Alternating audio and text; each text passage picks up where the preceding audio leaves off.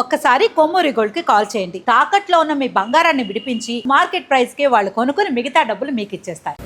దీనికి కౌంటర్ ఇవ్వాలి. మేము గొర్రెలం కాదు, బానిస బ్రతుకు బ్రతకడానికి. ఈ బెదిరింపులు వద్దు నాగబాబు గారు. ప్రశ్నించడం మా హక్కు. ఏ నాయకుడైనా, నేనే నాయకుడు అనుకున్నవాడైనా సమాధానం ఇవ్వాల్సింది బాధ్యత.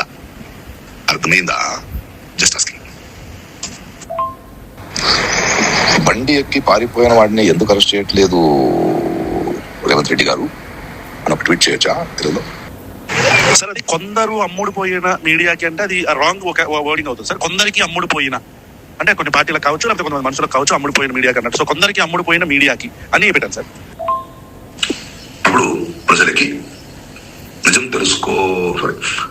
సమాధానం చెప్పబోతున్నాను.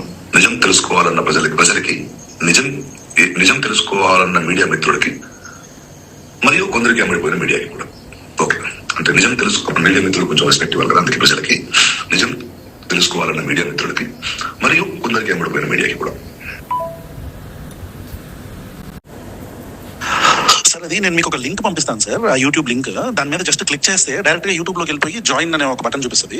లైవ్ ని జాయిన్ అవ్వమని అది క్లిక్ చేస్తే మీరు లైవ్ లోకి వచ్చేస్తారు సార్. మీరు 7:45 అట్లా వస్తే మనం 8:45 9 దాకా మనం వచ్చేసి we will close it sir.